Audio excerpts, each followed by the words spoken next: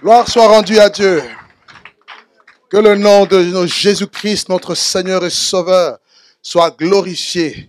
Lui, le grand berger de nos âmes, lui qui ne lasse point de nous faire du bien. La Bible dit, vous savez comment Dieu a oint du Saint-Esprit et de force.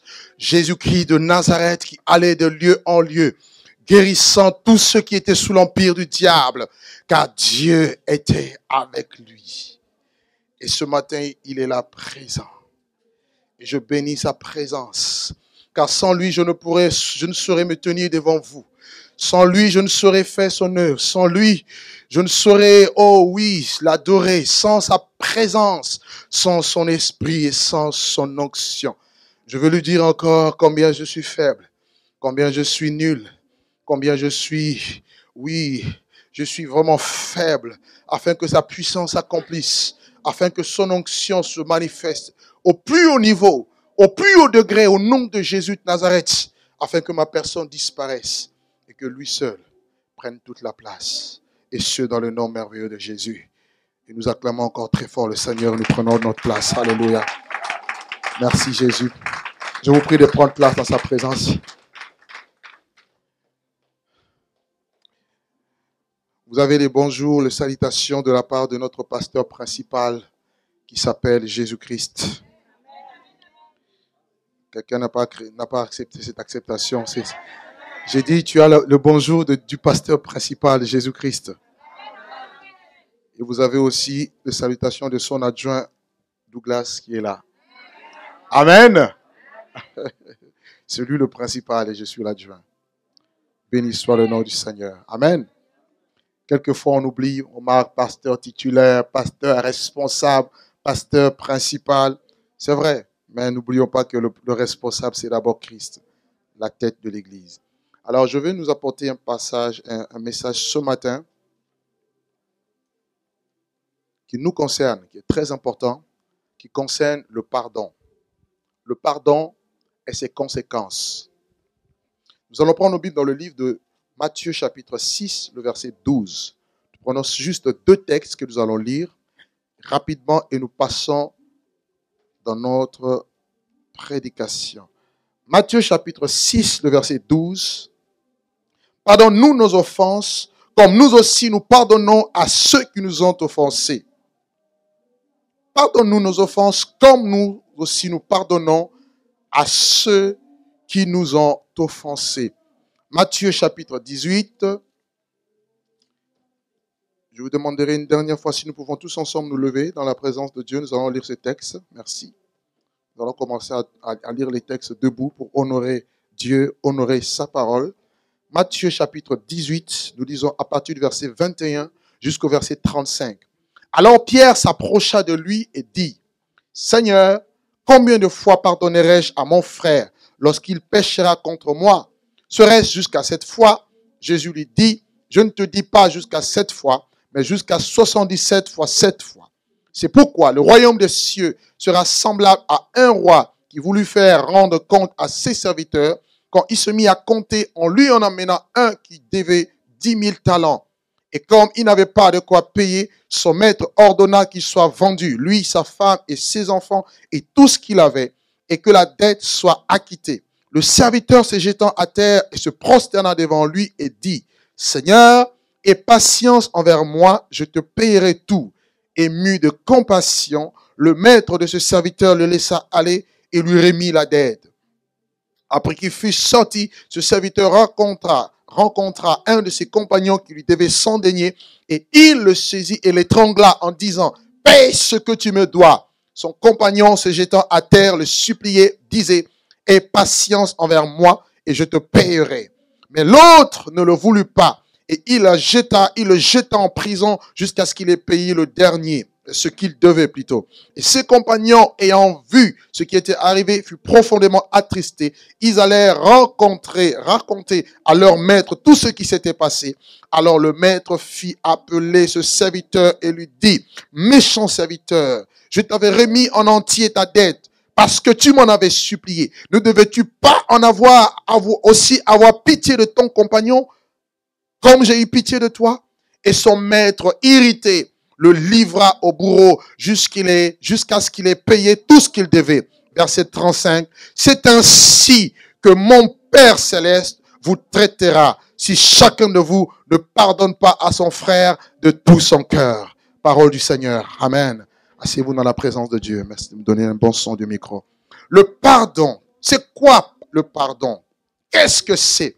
Le pardon vient du verbe pardonner. Et pardonner nous parle de renoncer à une punition. Pardonner, c'est renoncer à une punition, une faute, renoncer à se venger d'une offense. Donc on peut parler de pardon que si au préalable il y a eu offense ou encore punition. D'accord? Et le pardon peut aussi se définir comme étant le fait de cesser d'entretenir à l'égard de quelqu'un de la rancune ou de l'hostilité pour ses fautes. Amen.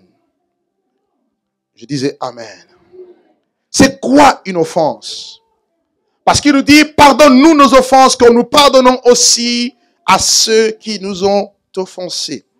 Une offense, c'est une parole ou une action qui blesse quelqu'un dans sa dignité, dans son honneur, ou encore lorsque la personnalité de la personne est touchée.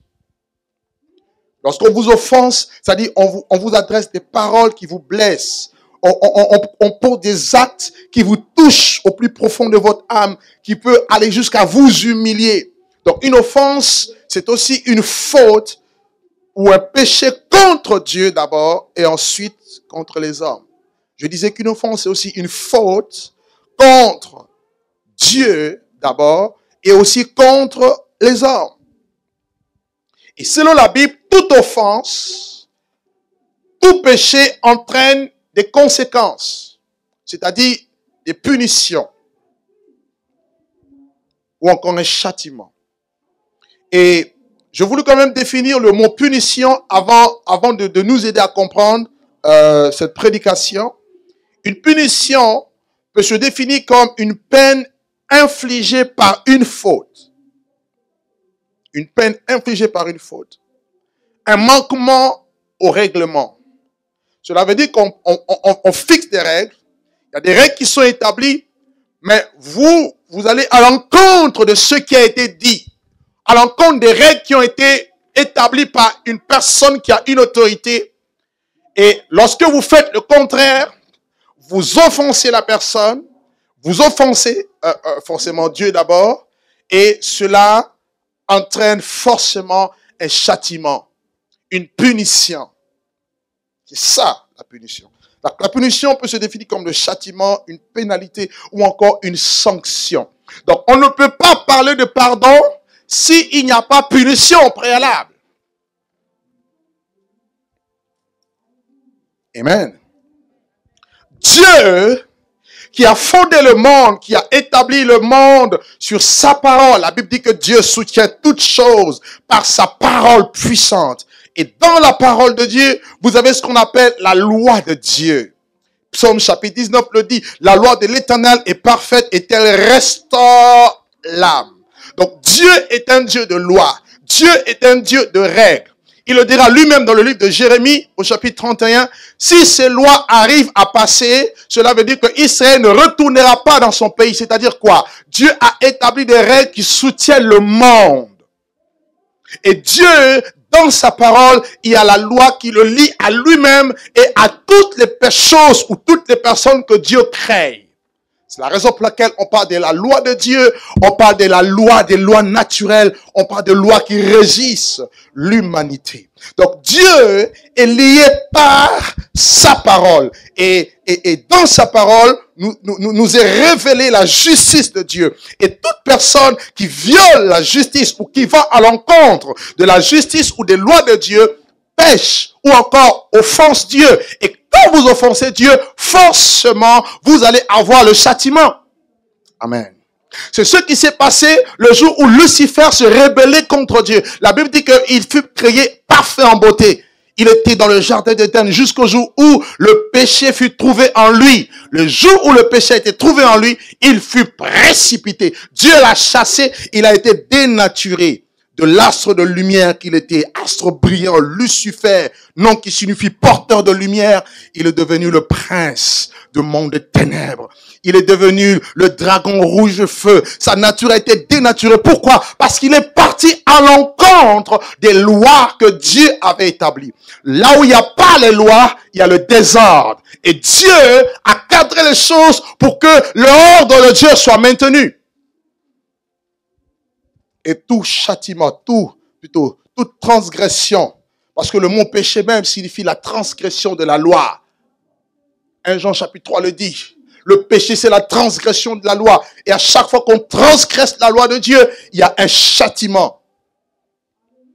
Vous imaginez maintenant que l'homme qui a été créé à l'image de Dieu, Adam et Ève, ils étaient droits. La Bible dit Dieu a créé les hommes droits, mais ils ont cherché beaucoup de détours. Ils étaient en étroite relation avec Dieu.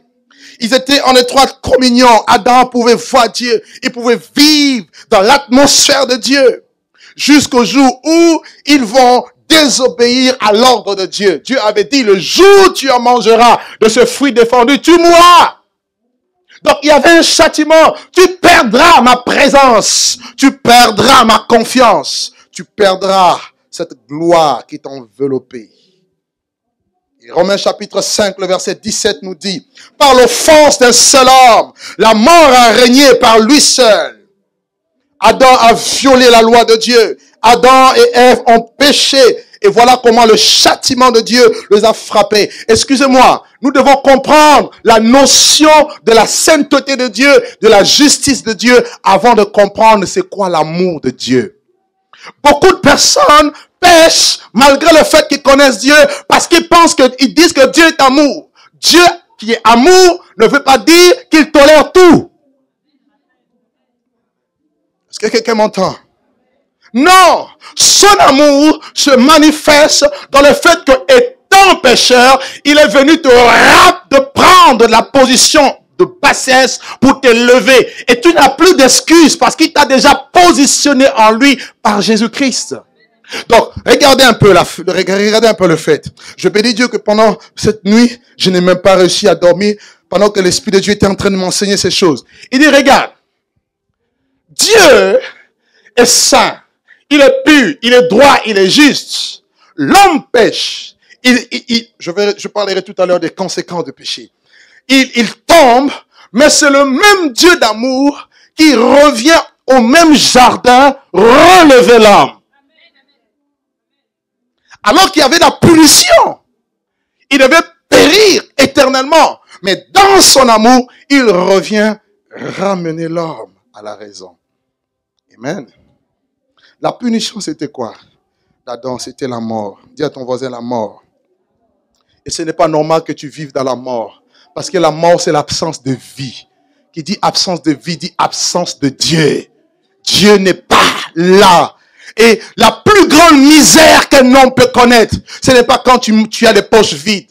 La plus grande misère de l'homme, c'est lorsque tu n'as pas Dieu. Allez dire à tous les hommes riches, qui ont toutes les belles voitures, les belles maisons du monde, mais qui n'ont pas Dieu, la Bible dit que leurs richesses sont pourries. Mais béni soit l'homme et la femme qui a Dieu avec. Quand j'ai Dieu avec, je peux manquer toutes les choses de ce monde, mais j'ai la plus grande richesse avec moi. J'ai Dieu avec moi.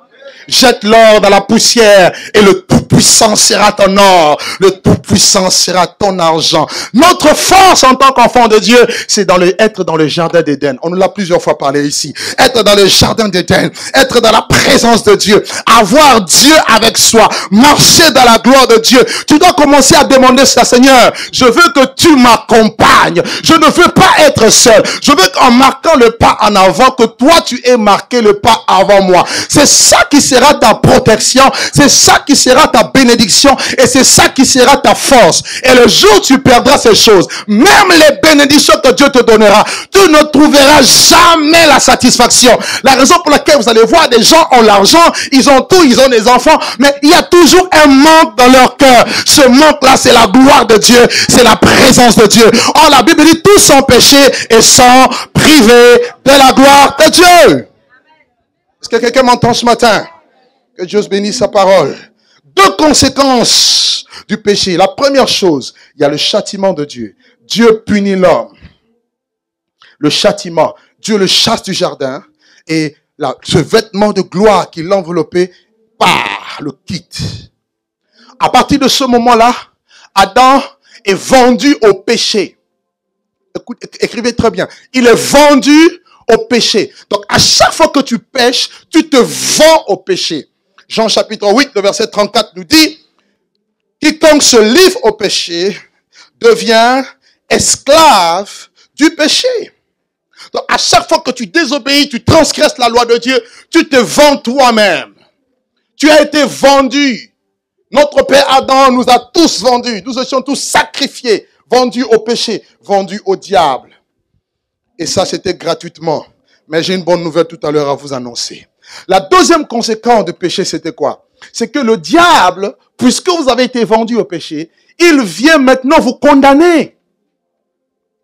Et je parlerai de pourquoi il y a des personnes qui n'arrivent pas à croire et accepter le pardon de Dieu, tout simplement parce qu'ils ont en eux le poids de la condamnation. Le diable n'aime pas l'homme. J'ai une bonne nouvelle, c'est quoi? C'est que lorsque le diable a péché, il n'y avait pas de sacrifice pour son péché. Aïe. Quelqu'un ne m'a pas compris. Mais lorsque l'homme a péché, Dieu a tué un animal depuis les jardins pour restaurer l'homme. Tu as plus de valeur que le diable. Il n'y a pas de sacrifice pour les démons, mais il y a le sacrifice pour Michel. Il y a le sacrifice pour Yolande. Il y a le sacrifice pour Douglas. Je dis que tu es un sacrifice pour toi. Donc, il y a un animal qui a été sacrifié pour que tu bénéficies de la grâce autrefois que tu avais perdue. Ah, ça c'est un sujet de gloire pour moi. Oh, je pouvais aller en enfer. Je pouvais mourir éternellement. La séparation éternelle avec Dieu. Mais dans son amour, il a envoyé quelqu'un mourir pour moi. Et le diable arrive à condamner. Il vous condamne, il vous accuse. Zacharie chapitre 3, 1 à 2. On nous parle de Zacharie, plutôt de Josué, qui était le souverain sacrificateur et il avait des vêtements sales. Et Satan est venu pour l'accuser. Satan l'accusait devant Dieu. Ses vêtements étaient sales. Les vêtements dans la Bible, c'est l'image de la justice, ton comportement. Il n'était pas pur. Mais le problème n'est pas là. Le problème, c'est qu'il y a un sacrifice pur quelque part. Mais le diable vient pour condamner. Ah, moi-même, je ne suis pas bon. C'est vrai, tu n'es pas bon. Je suis impudique. C'est vrai, tu es impudique. Je suis mauvais. C'est vrai, tu es mauvais. Mais la différence, c'est que quelqu'un a payé pour toi. Et Satan n'a plus le droit de te condamner. Ah, tu m'as pas compris. Et le diable, pour empêcher les hommes d'entrer dans le pardon de Dieu, il les condamne. Il va te condamner dans ta conscience. Il peut même te condamner devant Dieu. Il peut même te condamner par les hommes. Méfiez-vous de toutes les personnes qui condamnent. Ils ont la sémence du diable. Quelqu'un m'entend? Parce que Dieu ne condamne pas, mais Dieu sauve. Est-ce que tu m'entends? Apocalypse 12, verset 10. La Bible dit que le salut a été révélé, le grand salut.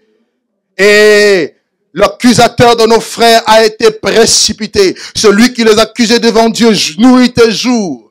Tu as quelqu'un qui t'accuse. Il y a le diable qui va devant Dieu pour dire non. Il ne doit plus vivre. Elle ne mérite pas de te servir. Il t'accuse. Mais laisse-moi te dire, à chaque fois que tu es accusé, souviens-toi du fait que quelqu'un a payé le prix pour toi. Et le diable est un menteur. Il est un menteur. Donc ces accusations-là sont fondées par le mensonge. Non, je ne suis pas pur devant Dieu. Oui, c'est vrai, tu n'es pas pur. Mais la Bible dit que le sang de Jésus est là pour te purifier. Pourquoi tu n'acceptes pas le sang de Jésus? Mais tu acceptes la condamnation du diable. Il te parle en pensée, il te parle dans ton cœur.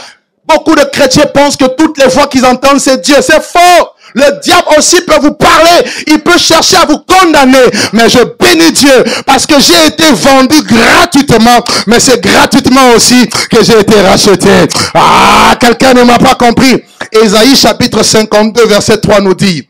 Ainsi parle l'Éternel. Ésaïe 52, verset 3. C'est gratuitement que vous avez été vendus. Ce n'est pas à prix d'argent que vous serez rachetés. Je suis venu apporter bonne nouvelle à tous les enfants de Dieu. Ce n'est pas par de l'or, ce n'est pas par de l'argent que vous avez été rachetés de la vaine manière de vivre héritée de vos pères. Mais la Bible dit que tu as été racheté par le sang précieux d'un agneau sans défaut et sans tache. Laissez-moi vous dire, le sang de Jésus, la Bible dit Jésus-Christ est l'agneau de Dieu immolé dès la fondation du monde. Cela veut dire au moment même où Adam a péché, l'agneau a été immolé. Et cet agneau a été immolé depuis Éden. Quelqu'un ne m'a pas compris. Il fallait juste attendre le temps marqué par Dieu. Mais l'action avait déjà été faite. La raison pour laquelle Dieu a donné à Moïse le sacrifice d'animaux, les sacrifices de boucs et de taureaux, c'était dans différentes dispensations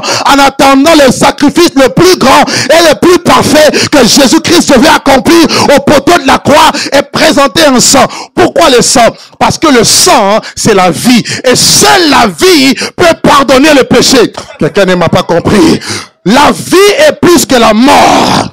Aïe, aïe, aïe, aïe, aïe, quelqu'un ne m'a pas compris. Il y avait l'arbre de la connaissance du bien et du mal et l'arbre de la mort, et l'arbre de la vie. Les deux se battent. Mais laissez-moi vous dire, il y a eu le plus grand combat à la croix. La mort avec la puissance des ténèbres contre Jésus. Mais Jésus a crié, tout est accompli. Il dit, oh mort, où est ta victoire? Oh mort, où est ton aiguillon? La mort a été engloutie dans la victoire. Ah, quelqu'un ne m'a pas compris. Je veux dire, l'œuvre de Jésus a englouti la mort. La raison pour laquelle on l'a enterré, mais il a démontré à l'humanité que seul il pouvait sortir de la mort. Le troisième jour, sans le secours d'aucun homme, la terre a été roulée et Jésus est revenu vivant par la puissance de Dieu. Est-ce que tu me comprends? Frère, vous avez été vendu gratuitement. Donc, à chaque fois que le diable va venir te condamner, dis, gratuitement j'ai été vendu, c'est vrai. Mais tu as oublié de dire que c'est aussi gratuitement que j'ai été racheté. Ah, je croyais que tu allais acclamer Dieu. J'ai dit j'ai été vendu gratuitement. Mais c'est gratuitement aussi que je suis racheté. La raison pour laquelle la Bible dit, il n'y a plus de condamnation pour tous ceux qui sont en Jésus. Qui est en Jésus ici? Qui est en Jésus ici? Qui est en Jésus? Je veux t'entendre. Qui est en Jésus? Dis-toi, il n'y a plus de condamnation. Dis-lui, il n'y a plus de condamnation. Ne laisse pas un pasteur te condamner. Ne laisse pas un démon te condamner. Ne laisse pas un sorcier, un gardien des affaires te condamner. Quand il vient te condamner, dis, présente le sang de Jésus. Il n'y a plus de condamnation pour tous ceux qui sont en Jésus. Bien. Le sacrifice le plus parfait. Le sang, c'est la vie. Et c'est par la vie que le péché est expié. Hébreux 9, 22 nous dit que sans effusion de sang, il n'y a pas de pardon de péché. Sans effusion. Il fallait qu'un sang coule. Et le sang a réellement coulé. Dieu est fidèle. Le sang a réellement coulé et il n'y a plus de condamnation. Christ est venu comme étant l'agneau de Dieu, celui-là même qui ôte le péché du monde. Prenez avec moi Luc chapitre 24. Luc chapitre 24, le verset 46 au verset 47. La Bible dit, on peut même prendre à partir du verset 45. Luc 24, verset 45 à 47.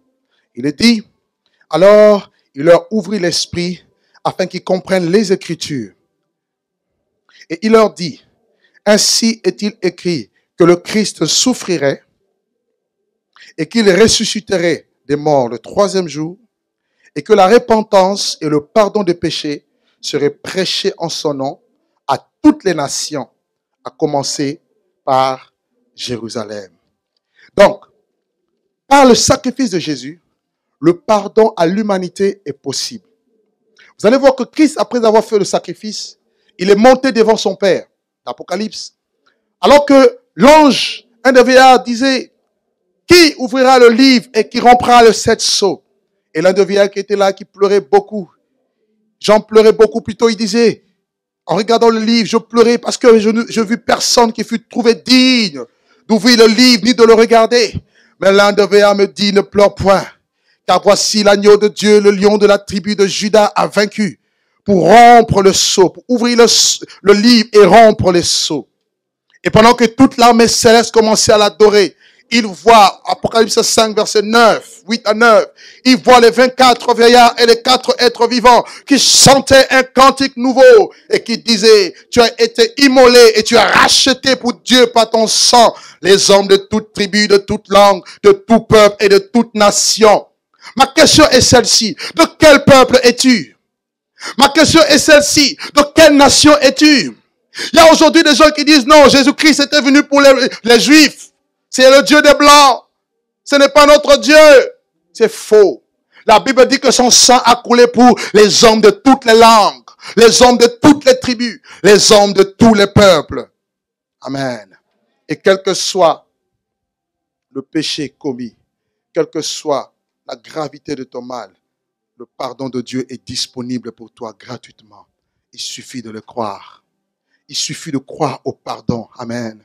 Il suffit de croire. Dieu pardonne le péché. Dieu pardonne si tu as commis l'impudicité, si tu as commis l'adultère, si tu as pratiqué l'avortement, si tu as, peu importe le mal que tu as fait, si tu as volé, menti, puis tu as insulté, si tu étais dans la magie, si tu étais dans la sorcellerie, toutes ces choses, dites-vous que Dieu pardonne. C'est un Dieu d'amour, c'est un Dieu de compassion.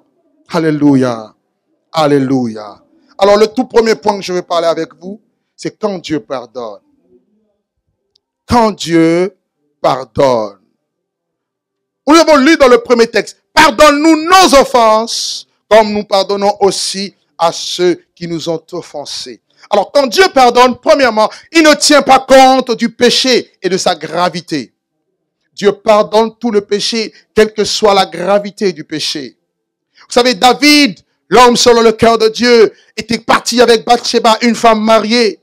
Et par la suite, il va jusqu'à fomenter, oui, son meurtre, à approuver son meurtre. Uri, son mari, va être tué dans le champ de bataille. Et David connaissait ce qui s'était passé. David avait péché, il avait donc commis un double meurtre. Non seulement il avait violé la femme d'autrui, il avait aussi tué, il était un assassin. Mais lorsque Nathan est venu lui dire, David, tu as péché, David s'est humilié, il est dominé à la cendre, il s'est répandu, il a répandu la cendre sur lui, et il a demandé pardon à Dieu, et Dieu lui a pardonné. C'est vrai qu'il y avait des conséquences, quelquefois nos actes produisent des conséquences, c'est vrai, mais devant Dieu, sachez que s'il vous pardonne, il vous pardonne. Alléluia.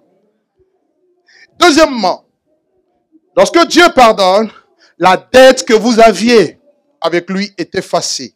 Cela signifie Dieu fait disparaître le péché. Il n'y a plus de traces du péché dans le livre de Dieu. Vous savez qu'à la fin des temps, il va y avoir des livres qui seront ouverts. Et Dieu jugera chacun selon tout ce qui sera écrit dans ce livre. Mais ce que j'aime avec Dieu, lorsque Dieu pardonne, il efface toutes ces choses. Il efface. Alléluia. Troisièmement, Jésus-Christ a payé pour tous les hommes. Et la Bible nous dit que le châtiment qui nous donne la paix était tombé sur lui. Quand Dieu pardonne, il pardonne pourquoi? Il pardonne pas parce que tu es meilleur, parce que tu pries. Il pardonne parce que son Fils a accepté de payer le prix. Et il a porté tes péchés. Tout simplement. Autre point, quand Dieu pardonne, comme je le disais tout à l'heure, tu n'as plus le droit de laisser le diable te condamner. Tu n'as plus le droit de laisser le diable te condamner. Je rencontre beaucoup de chrétiens et qui ont du mal à accepter le pardon de Dieu. Pourquoi? Parce qu'ils sont toujours condamnés. Laisse-moi te dire que le pardon est plus que le péché. La miséricorde triomphe du jugement, nous dit la Bible. Amen. Le pardon de Dieu est plus grand que le péché. Et ce pardon est total pour quiconque croit. Alors, ce que Dieu te demande, ne doute pas. Pour être pardonné, tu n'as pas besoin de sentir, oh, je sens maintenant que Dieu m'a pardonné. Non! Le pardon de Dieu s'acquiert par la foi. Je crois que Dieu m'a pardonné, c'est tout. Je n'ai pas besoin d'une sensation quelconque. Il m'a pardonné et je le crois. Beaucoup de personnes ont du mal à croire au pardon. Pourquoi? Parce qu'ils pensent, certaines personnes pensent qu'elles sont meilleures. D'autres encore, elles pensent qu'elles ont tellement fait beaucoup de mal à Dieu que Dieu ne pourra jamais les pardonner. Et j'aime le texte. Vous savez, quand Jésus-Christ était entré dans la maison, dans une maison, il y a une femme Marie qui est venue, elle essuyait ses larmes. Elle essuyait plutôt les pieds de Jésus avec ses larmes. Et elle les a mouillés avec ses larmes. Elle essuyait avec ses cheveux. Les gens commencent à dire, mais qu'est-ce que cette femme fait? Jésus dit, non, vous ne savez pas ce qui se passe. Il dit, beaucoup de ses péchés ont été pardonnés. Celui à qui on pardonne peu, aime peu. Mais celui à qui on pardonne beaucoup, aime beaucoup. En réalité, la qualité de ta relation avec Dieu dépendra aussi de la manière où tu as reçu le pardon. Moi, je sais que j'étais un pécheur, mais qu'on ne pouvait pas arrêter. Mais le jour où Jésus est venu me toucher, il m'a sorti de là. Il m'a lavé, il m'a nettoyé. Il a déposé en moi sa grâce, son onction. Comment voulez-vous que je ne puisse pas l'aimer? Amen. Amen, amen, amen. Je veux dire à une personne que Dieu pardonne beaucoup aussi. Peut-être que quand tu vas faire le film de ta vie, tu vas voir beaucoup de choses qui vont défiler. Tu vas dire, ah, c'est moi qui ai fait tout ça. C'est moi qui ai tué. C'est moi.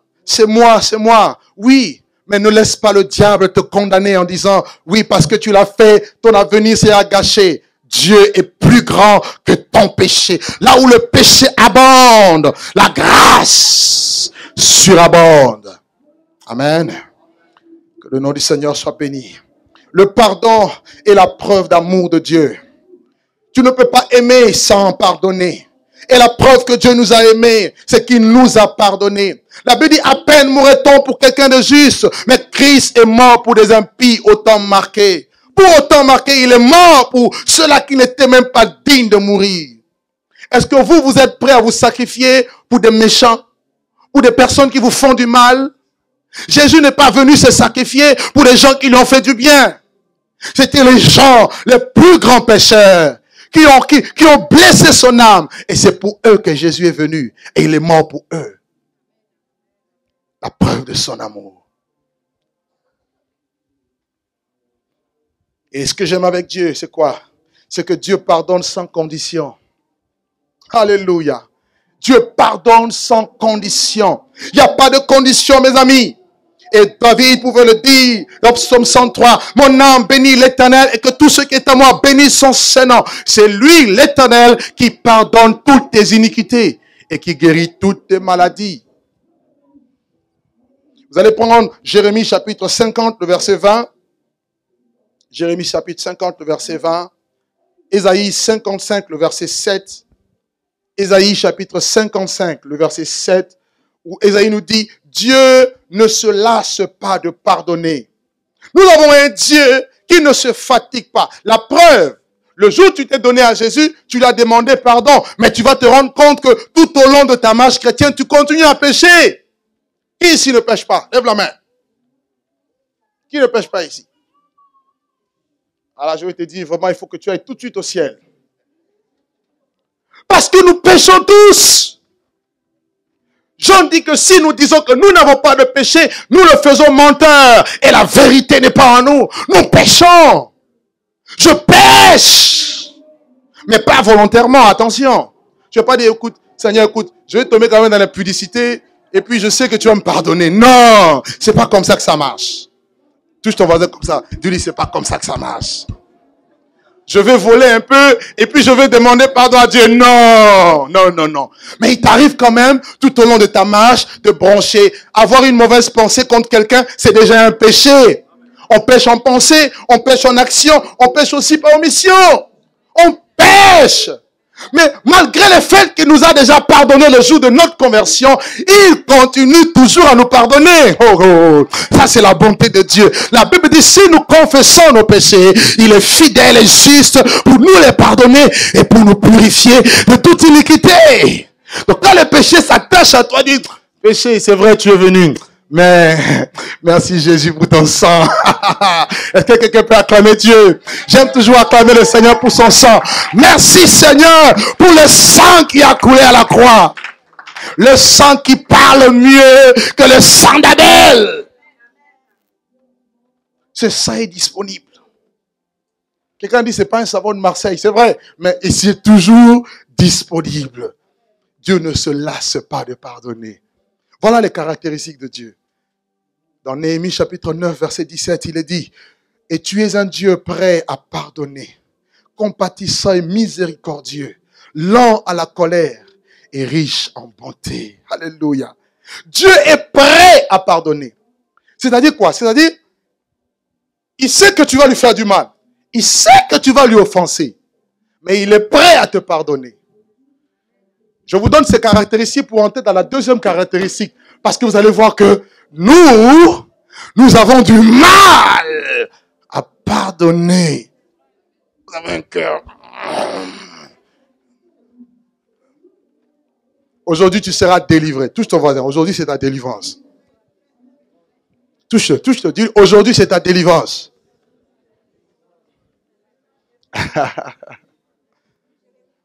Jérémie, j'avais dit Jérémie 50, le verset 20, Néhémie 9, verset 17. Alors, pardonne-nous nos offenses. Il nous pardonne parce que nous lui demandons pardon. Mais, comme nous aussi, nous pardonnons à ceux qui nous ont offensés, à ceux qui nous ont heurtés, à ceux qui nous ont blessés, à ceux qui ont touché à notre cœur, à notre âme, au plus profond de notre vie, à notre dignité, à notre honneur. Chacun de nous a une dignité qui ne mérite pas voir violée. Vous êtes d'accord avec moi? Tu ne mérites pas que tout le monde te parle n'importe comment. C'est vrai. Mais Dieu te dit pardonne. Qui veut pardonner ici? Gloire à Dieu. Je n'ai pas dit qui peut pardonner, j'ai dit qui veut. Parce que tu peux avoir du mal, mais il faut vouloir d'abord. Parce que si tu veux, tu y arriveras. Mais si tu ne veux pas, tu ne pourras pas. Parce qu'il y a du mal, il y a quelqu'un peut-être qui t'a fait trop du mal, ça passe pas. C'est pas non plus un péché. Je vais vous montrer le processus tout à l'heure. Mais il faut que tu veuilles, parce que Dieu l'a dit. Tu dis, Seigneur, c'est vrai, je n'arrive pas. C'est vrai, c'est difficile. Mais je veux. À partir du moment où vous acceptez le fait de vouloir pardonner, il y a une force surnaturelle qui vient et qui vous aide et qui vous rend capable d'accomplir cela. Et c'est un message que beaucoup n'aiment pas, je sais. C'est un message difficile, je sais. Le pardon est un petit mot. Pardon, c'est un petit mot, n'est-ce pas? Mais difficile à prononcer. Oui ou non? Regardez même le couple marié. Ça va bouder une semaine. La femme dort, position Orient, l'homme Occident. Tout ça pourquoi? Parce que on refuse de... Amen. Ça, c'est le message que Dieu m'a donné pendant toute la semaine. Ça bougeait en moi. Et dit Jésus, merci. Oui. Amen. Un petit mot. Regardez même les tout petits enfants là. Ils commettent une bêtise, ils demandent pardon. Ah! Un petit mot, pardon. Même l'enfant a du mal à sortir le mot pardon. Parce que le diable sait l'importance du pardon. Est-ce que je peux parler à quelqu'un ce matin? Le diable sait que pour maintenir de bonnes relations, déjà, un, avec Dieu, deux, avec les hommes, il faut avoir la faculté d'accepter le pardon et aussi de pardonner, de demander pardon. C'est une preuve d'humilité. Et si vous le faites, vous avez tout gagné dans toutes les relations. Aujourd'hui, pourquoi il y a tant de relations qui se gâchent?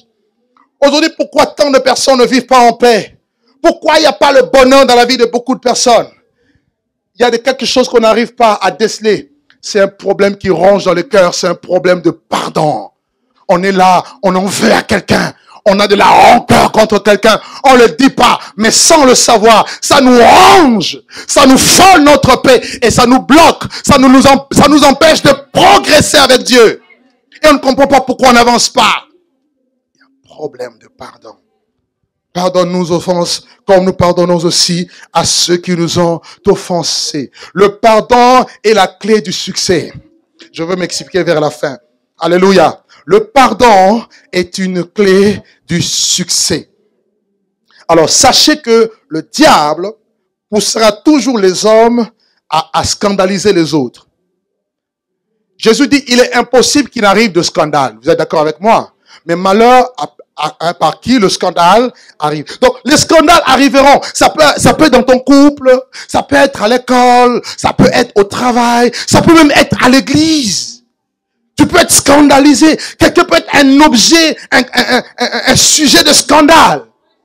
Mais, le problème c'est quoi? Le problème c'est que tu dois comprendre que derrière ce scandale, il y a le diable. C'est le diable qui pousse les gens directement ou indirectement à poser des actes. Il y a des gens qui sont manipulés sans le savoir. Mais si toi qui es spirituel, tu ne comprends pas que c'est le diable qui est derrière, tu passeras à côté.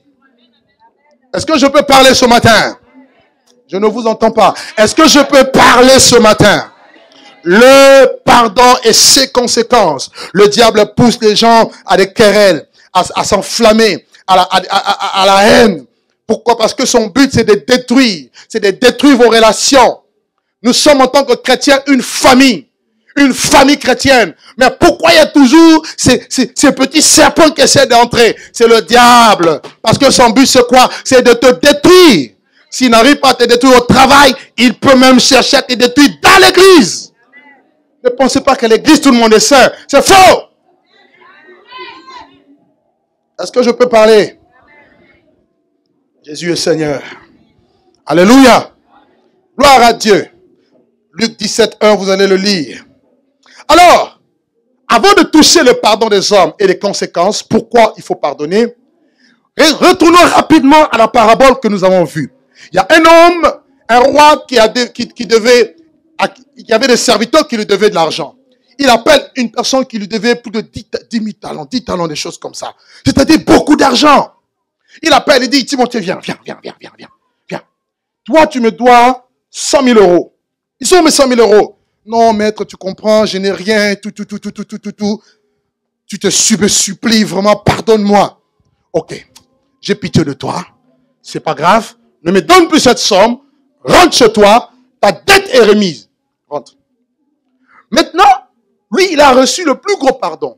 C'est-à-dire les choses qui devaient le conduire dans le lac de feu, en enfer, mourir, être détruit pour l'éternité.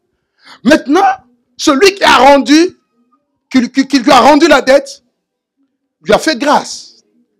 Et il lui dit de faire la même chose. Alors lève-toi encore. Juju, viens.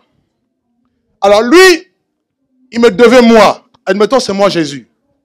Merci, j'aime bien être Jésus. Alléluia.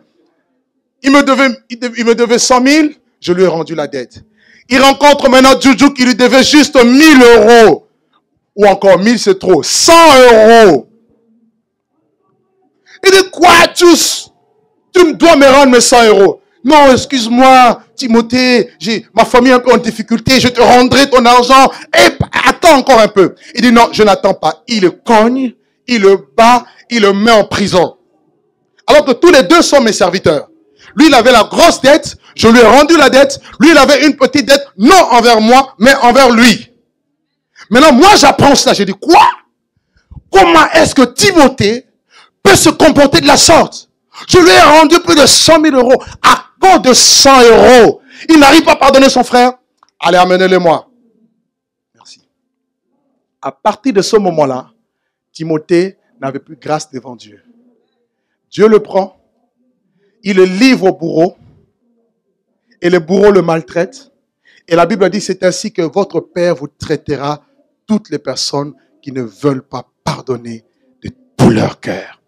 Est-ce que quelqu'un entend cette parole? Mes frères, le pardon entre les hommes, c'est toujours trop faible par rapport au pardon que Dieu nous a donné. Maintenant, si Dieu nous a offert un grand pardon, pourquoi ne pas pardonner nos frères, nos sœurs, nos parents, nos amis, n'importe qui? La méchanceté. Et nous sommes dans un monde tellement méchant. Les gens sont prêts à vous tuer parce qu'ils ne veulent pas pardonner. Amen. Amen. Et ça, c'est le but du diable. C'est de vous maintenir loin de Dieu pour ne pas pardonner. Et notez juste une petite parenthèse avant de rentrer dans la troisième partie. Je vais détailler les conséquences du pardon. L'offense est une arme cachée du diable. J'aime bien un homme de Dieu, John Bevere, qui a écrit un livre que je recommanderais d'ailleurs, L'offense, l'arme cachée de Satan. Ah. Vous allez voir à quel point le diable est malin et rusé. Et il empêche les gens d'accéder à ce bénéfice du pardon. L'offense est une arme cachée et efficace entre les mains du diable. C'est pourquoi il faut toujours pardonner aux hommes. Il faut toujours, même quand c'est difficile, pardonne. Même quand quelqu'un t'a fait tellement du mal. Dis Seigneur, c'est vrai, j'ai tellement souffert. Mais je vais pardonner. Ne regarde pas la douleur qu'il y a de ta blessure. Mais regarde à la capacité de Dieu de guérir ton cœur blessé et de te redonner la victoire sur l'offense qui t'a été adressée. Est-ce que quelqu'un m'entend? C'est là que je finirai par le pardon comme étant la clé du succès. Alors, troisième point. Premier point, je parlais de quand Dieu pardonne. Deuxième point, le pardon des hommes. Troisième point, allez-y avec moi.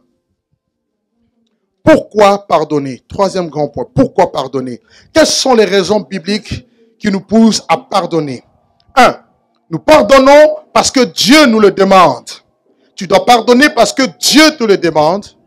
Tu dois pardonner et le pardon, pardonner aux autres est un acte de soumission à Dieu.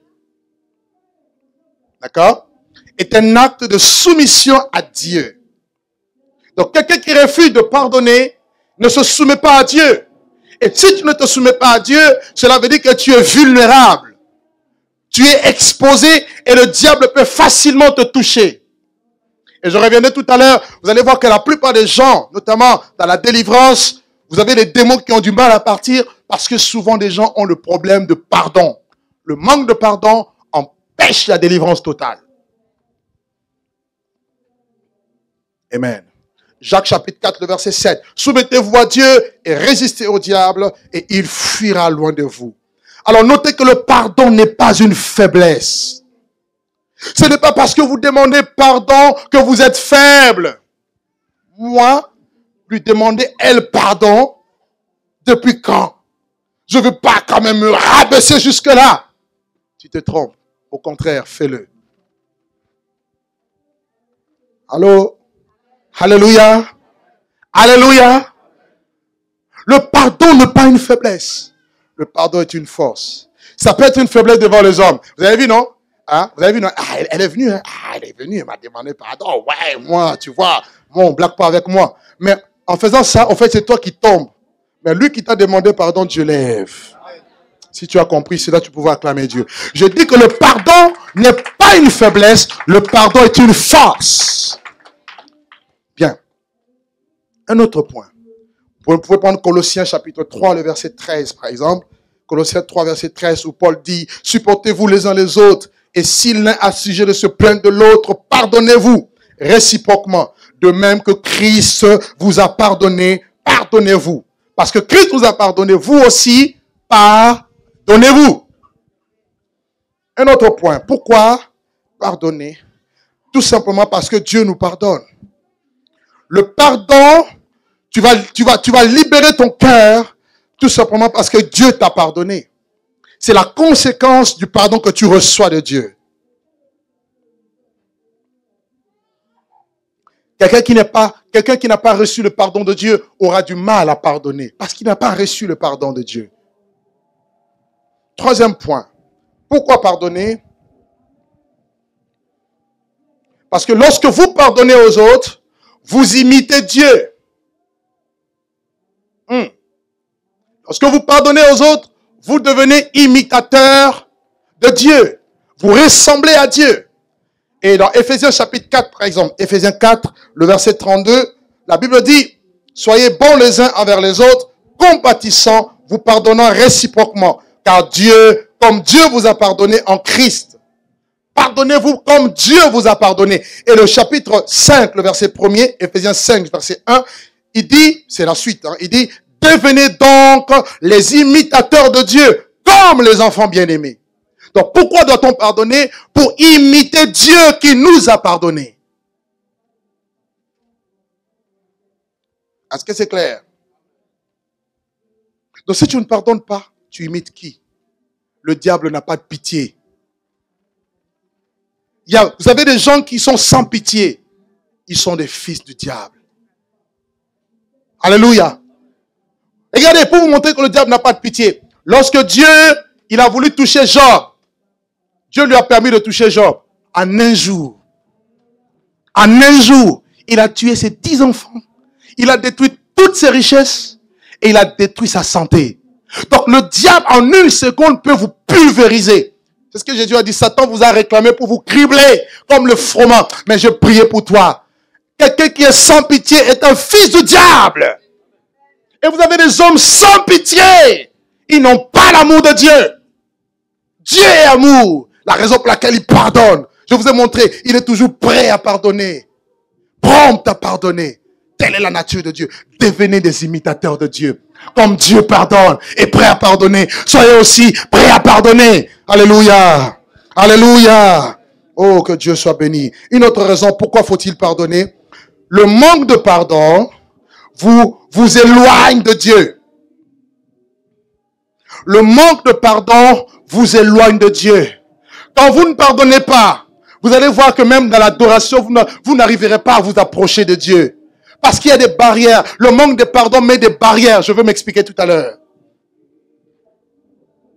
Ça brise votre communion et ça vous rend misérable. Vous prenez Matthieu chapitre 6. Matthieu chapitre 6, de versets 14 à 15. La parole de Dieu déclare ceci. Si vous pardonnez aux hommes leurs offenses, votre Père céleste vous pardonnera aussi. Mais si vous ne pardonnez pas aux hommes, votre Père ne vous pardonnera pas non plus vos offenses. Alléluia. Qui veut que Dieu lui pardonne? Tout le monde ici, nous voulons que Dieu nous pardonne. Mais il y a une condition. Pour que Dieu te pardonne, apprends aussi à pardonner aux autres. Et tu maintiendras ta communion avec le Seigneur. Alléluia. Alléluia. Quand nous sommes offensés, quand nous sommes blessés, c'est difficile que nos prières montent devant Dieu. Lorsque nous sommes blessés, offensés, c'est difficile de jouir de la bénédiction de Dieu. Le manque de pardon brise notre intimité avec le Seigneur. Mais lorsque vous libérez votre cœur dans le pardon, même vos prières deviennent efficaces. Tu ne comprends pas, je prie beaucoup, mais je n'ai pas de résultat. Mais regarde ton cœur, est-ce qu'il n'y a pas un manque de pardon? Vous pouvez prier beaucoup, mais ne pas avoir de résultats. Jacques dit, vous priez, vous demandez, vous ne recevez pas, parce que vous demandez mal. Quel est l'état de ton cœur? As-tu un cœur léger ou as-tu un cœur lourd? Ça ne sert à rien d'avoir un cœur lourd et de beaucoup prier. Tes prières ne monteront jamais devant Dieu. Alléluia. Alléluia. Il faut vouloir pardonner. Le refus de pardon. Un autre point.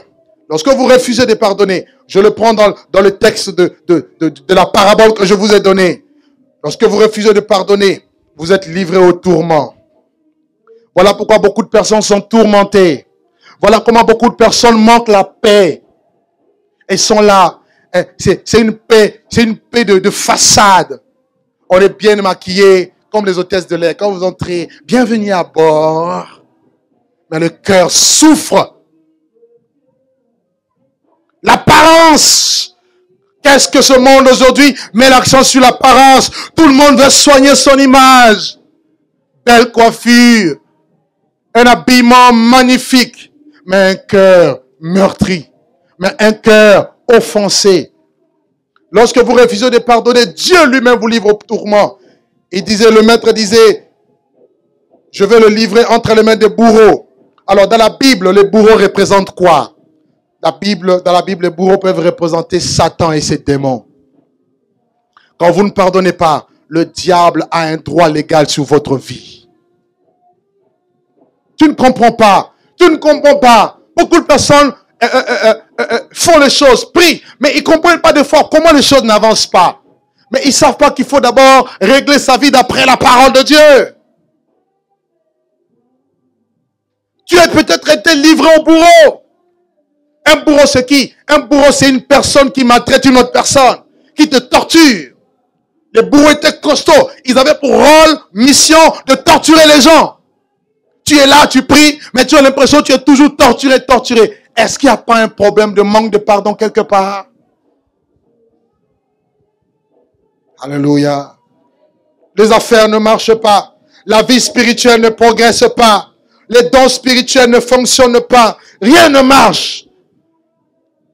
On passe sur délivrance. Toutes les séances de délivrance, tu passes à chaque fois. Il y a un problème. Alléluia. Alléluia. Est-ce que je peux parler à quelqu'un ce matin? Lorsque tu ne pardonnes pas, le diable a un droit légal dans ta vie. Et tu laisses la place à l'amertume, la rancune, le ressentiment, le désir de te venger. Elle m'a fait ça, elle va voir. Elle va voir. Tu peux ne pas le dire, mais c'est ce qui se passe dans ton cœur. Analyse bien ta vie, tu verras. Amen. Vous êtes triste? Je sais que ce message n'est pas aimé, mais c'est la vérité. Et je dois vous le prêcher au nom de Jésus. Amen. Enlève l'amertume, les mauvaises pensées. Lorsque vous ne pardonnez pas, vous allez être assailli par de mauvaises pensées. Vous êtes tourmenté sur votre couche. C'est pourquoi le pardon, c'est un bénéfice. Quelqu'un qui refuse de vous pardonner, c'est cette personne-là qui souffre, c'est pas vous. Hein? Parce que quand elle vous regarde, parce qu'elle vous a souhaité du mal, au lieu de mourir, tu progresses. Plus tu progresses, mais plus lui, il est mal. Il a dit non. Lui là, il ne va pas avancer. Elle là, elle va mourir. Maintenant, les jours passent, tu ne meurs pas. C'est comme David et Saül, non? Saül, le roi Saül maudissait David. N'est-ce pas? Il voulait que David meure. Mais plus il le faisait, plus David progressait. Tu n'as pas compris. Il y a des gens qui peuvent vous offenser comme les Saül. Les gens comme les Saül, ne soyez pas trop proches d'eux. Il faut les éviter. Il faut être loin d'eux.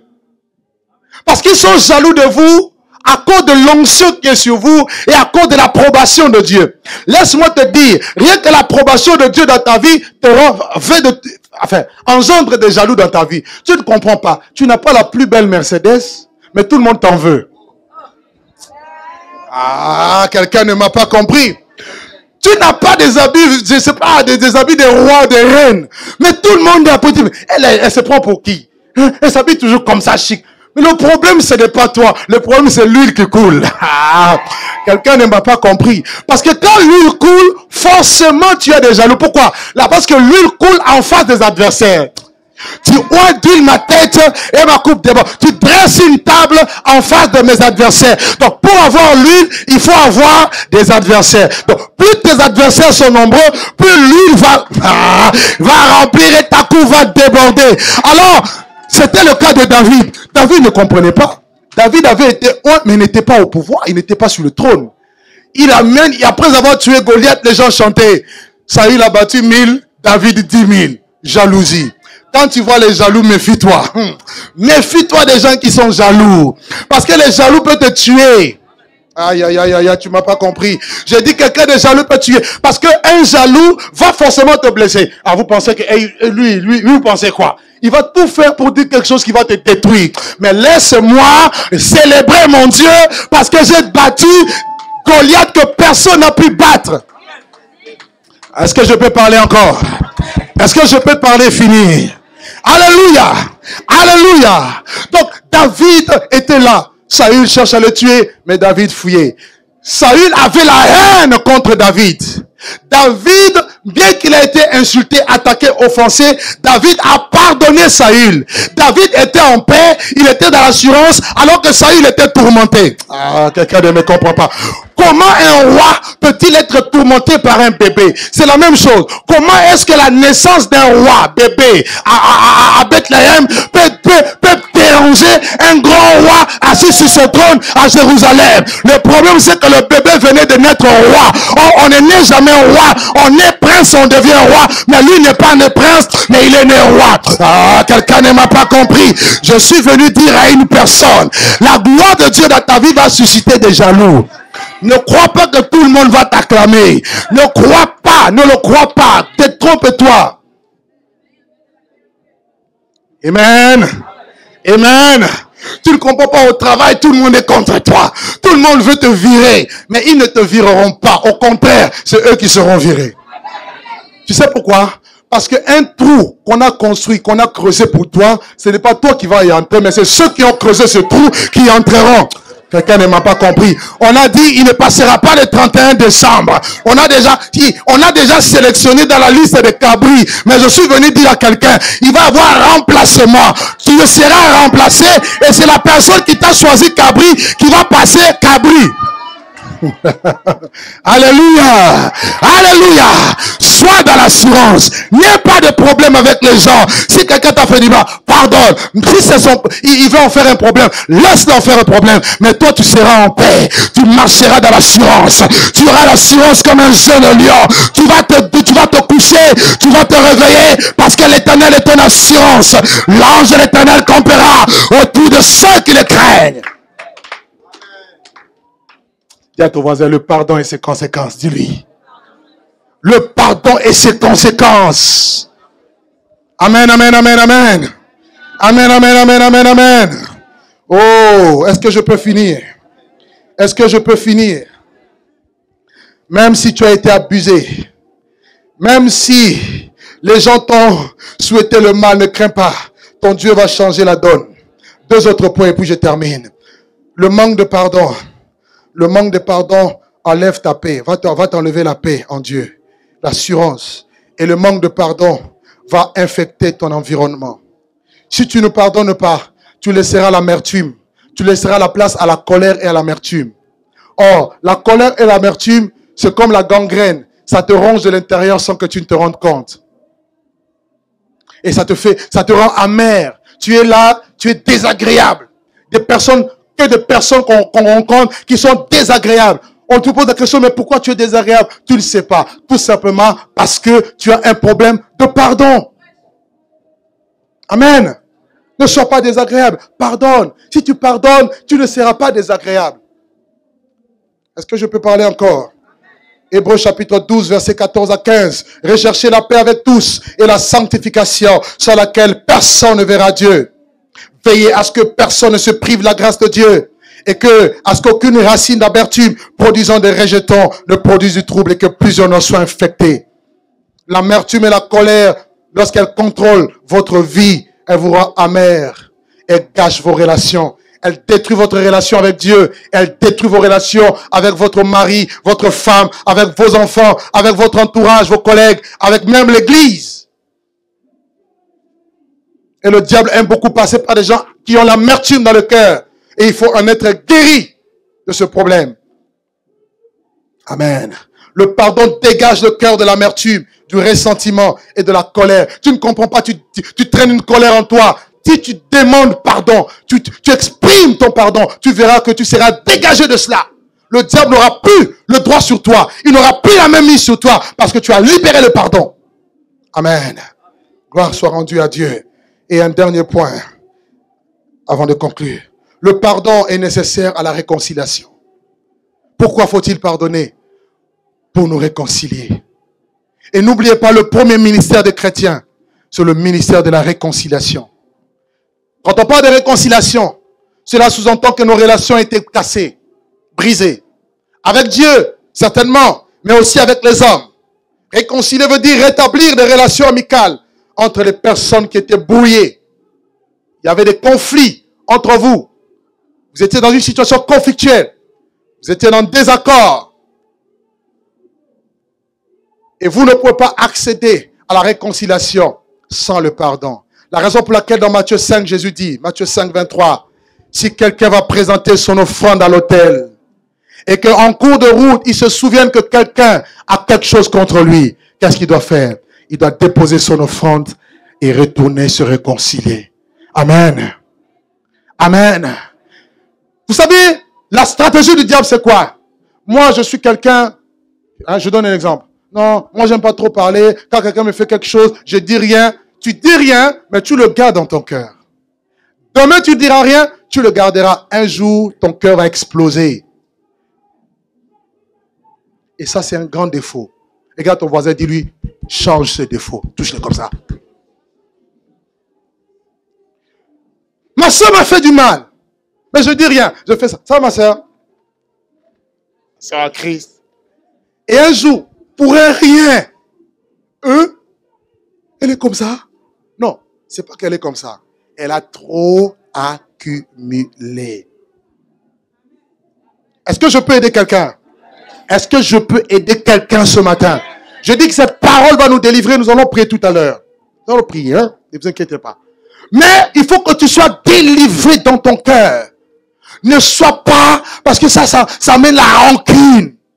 Une rancœur cachée sans le savoir. Et ça, ce n'est pas bon.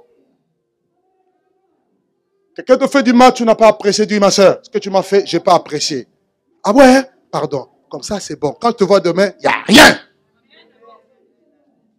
Mais quand tu gardes aujourd'hui, John, tu gardes demain, tu gardes après-demain, un jour, ça va péter.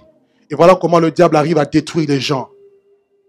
Ils ont trop emmagasiné et il les amène à la mort. Alléluia. Et pour finir, prenez juste un passage avec moi. Dans Luc, chapitre 23. Alors quelqu'un me posera la question. Jusqu'à combien de fois je dois pardonner? On connaît ça. Ça, c'est des choses qu'on connaît très bien. Mais le problème, c'est pas le connaître. Le problème, c'est la...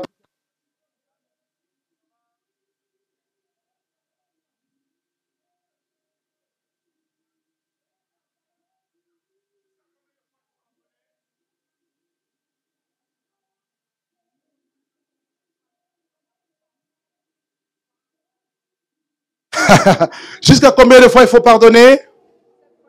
77 fois 7 fois. C'est-à-dire de manière illimitée.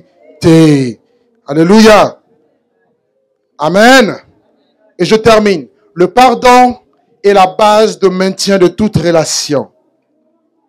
Le pardon est la base du maintien de toute relation entre Dieu et l'homme et aussi entre les hommes. C'est-à-dire, si vous ne savez pas vous pardonner, vous ne tiendrez pas dans une relation. Parce que là où il y a des hommes, les conflits peuvent naître. Amen. Luc chapitre 24. Plutôt Luc chapitre 23, le verset 34. Luc chapitre 23, le verset 34. Est-ce qu'on peut le lire ensemble?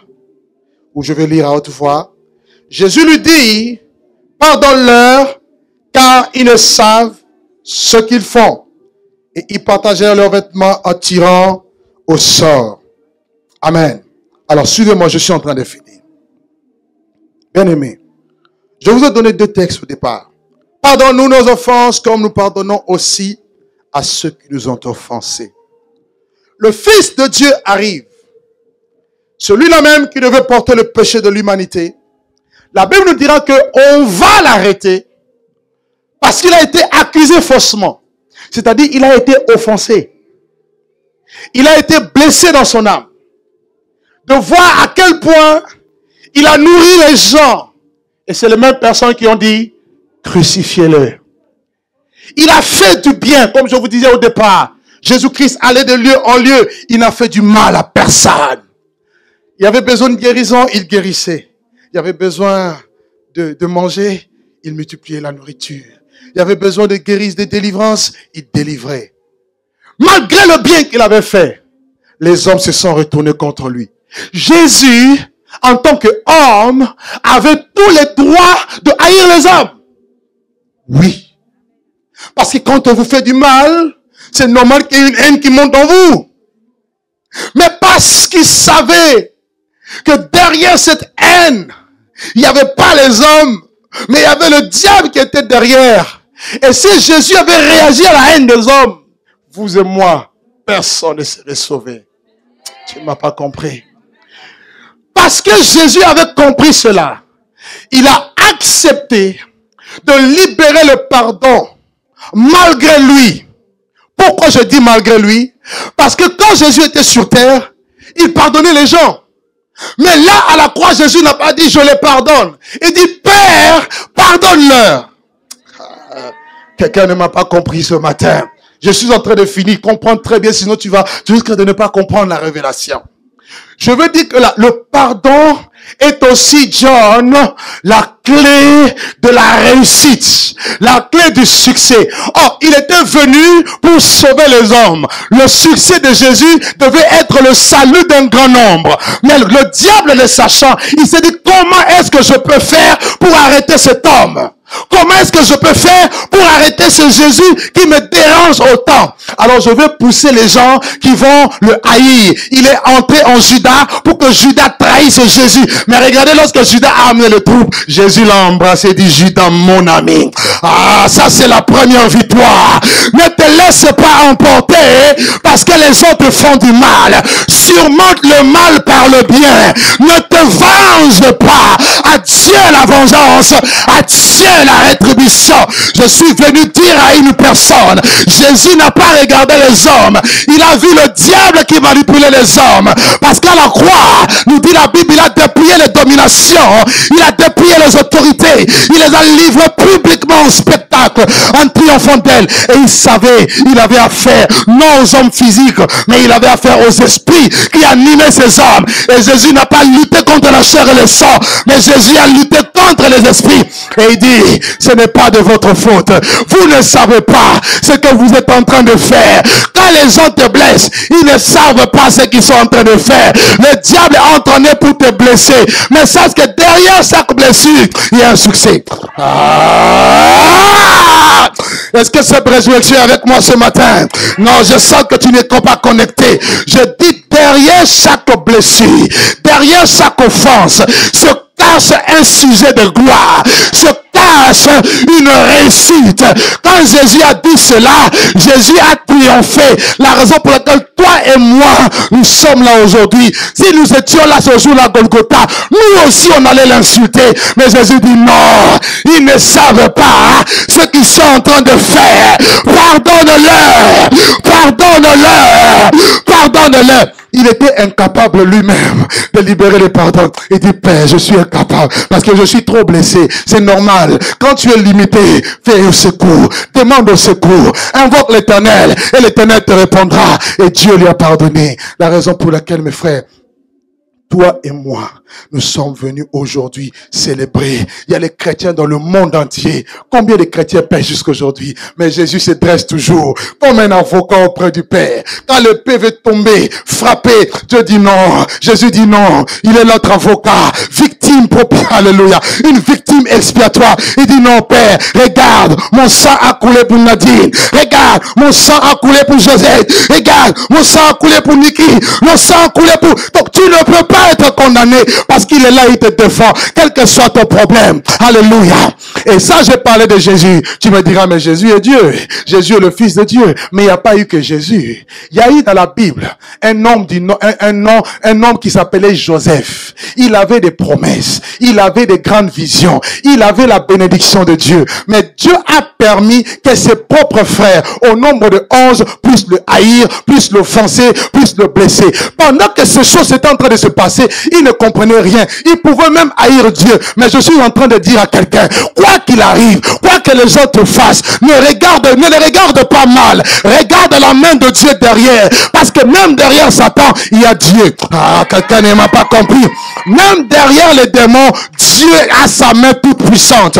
Et ils ont vendu gratuitement. Comme je vous ai donné Ésaïe 52 verset 3. Gratuitement vous avez été vendu. Mais aussi gratuitement, tu seras racheté. Mais quand tu seras racheté, tu ne seras pas racheté au même niveau qu'hier. Le niveau que tu auras, ça sera un niveau supérieur. Quelqu'un ne m'a pas compris. Parce que Jésus s'est humilié jusqu'à la mort de la croix. Mais Dieu l'a souverainement élevé. Ah, quelqu'un ne m'a pas compris. Il y a une élévation après ton humiliation, après ta blessure. Dieu va t'amener dans une autre dimension. Je dis après tes souffrances, après tes blessures, après les offenses que tu subis aujourd'hui, attends-toi à une grâce. Attends-toi à quelque chose de particulier. Je ne sais pas quoi. Je ne suis pas responsable de ce qui arrive. Mais je peux te dire la vérité. Au nom de Jésus, c'est que Dieu ne peut pas permettre que tu sois offensé pour rien. Si tu es offensé, c'est que derrière l'offense se cache la victoire. La raison pour laquelle le pardon est une puissance qui libère. La raison pour laquelle le pardon est la clé du succès. Les mêmes personnes qui ont trahi Joseph, qui l'ont vendu, et c'est les mêmes qui sont venus se prosterner. Ah, quelqu'un ne m'a pas compris. Je suis venu dire à une personne que ce sont les mêmes qui t'ont insulté, les mêmes qui t'ont trahi, les mêmes qui ont dit du mal de toi, c'est les mêmes qui reviendront. Nous nous sommes trompés. Tu es réellement la fille de Dieu. Est-ce que tu peux m'imposer la main? Est-ce que tu peux me bénir? Joseph n'a pas conçu de la haine. Il dit quoi? Il dit, ce n'est pas vous qui m'avez envoyé ici, mais Dieu vous a utilisé pour que je sois un canal de salut. Quelqu'un ne m'a pas compris. Quelqu'un ne m'a pas compris. Je suis venu dire à une personne, tu es le canal du salut de ta famille. Toutes les personnes qui te murmurent, qui murmurent contre toi, qui te critiquent, demain, ce sera le canal de leur salut. Que Dieu bénisse sa parole au nom de Jésus, et tu te lèves, tu acclames très fort le nom de Jésus. Le pardon et ses conséquences. L'une des grandes conséquences du pardon, c'est la victoire. Est-ce que tu peux dire avec moi victoire? Est-ce que tu peux dire avec moi victoire? Ne te laisse plus abattre par les événements. Tu es plus que victorieuse. La raison pour laquelle tu es combattu. Élève tes mains. Élève tes mains et nous allons prier.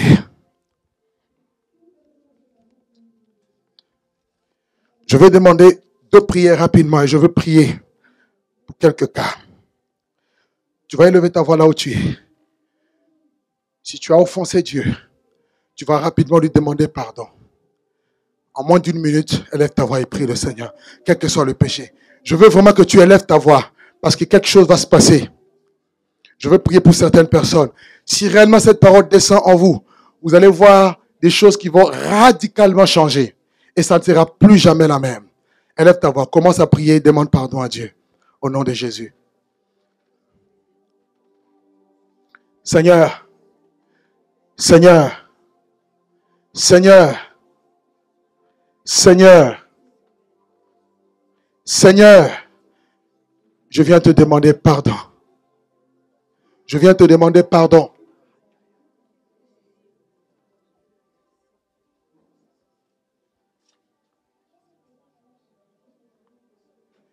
Je veux te demander pardon. Prie. Ne regarde pas ton frère, ta soeur à côté. Cette parole, elle est pour toi. Dis, je te demande pardon pour tous mes péchés.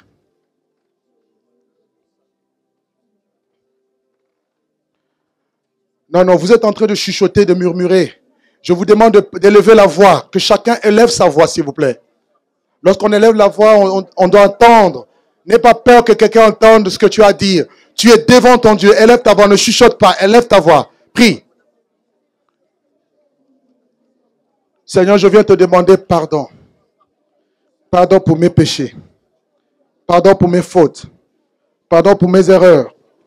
Pardon, Seigneur, pour tout ce que j'ai pu concevoir comme iniquité dans mon cœur, dans mon âme, dans mon esprit. Seigneur, merci pour ton sang qui a coulé pour moi. Dans le nom merveilleux, puissant de Jésus. Ok. Pendant que nous avons toujours nos mains levées vers Dieu, nous allons prier. Tu vas prier. Si tu as un problème dans le cœur, tu vas dire, Seigneur, j'accepte le pardon des gens et je libère mon cœur et je pardonne. Élève ta voix et commence à prier. Élève ta voix. Seigneur, prie avec moi. Seigneur, Seigneur Jésus, je viens à toi ce matin.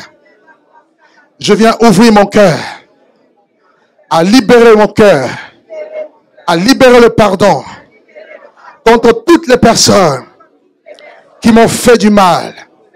À partir d'aujourd'hui, je veux que mon cœur soit libre. Je veux que mon cœur soit pur. Au nom de Jésus. Au nom de Jésus.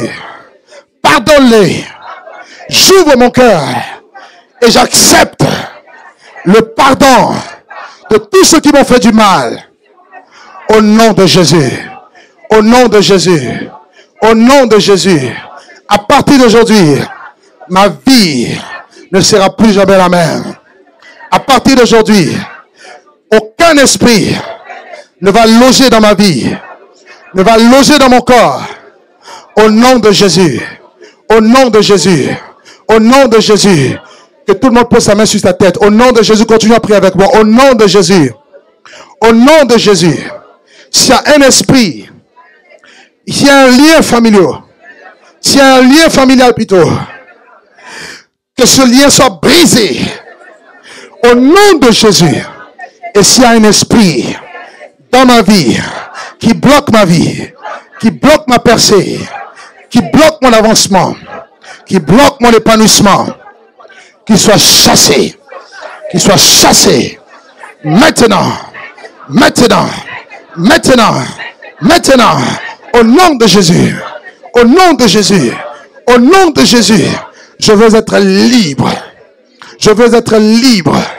Je veux être libre. Reste tranquille dans la présence de Dieu. Je viens commander à cet esprit humain qui a élu domicile dans ce corps depuis très longtemps et qui a été mandaté pour étouffer la vie spirituelle de cette sœur. Alors qu'elle crie, elle demande à Dieu, elle demande de l'aide, elle demande à Dieu de la visiter, de la toucher. Et tu es un esprit depuis le pays envoyé pour bloquer sa vie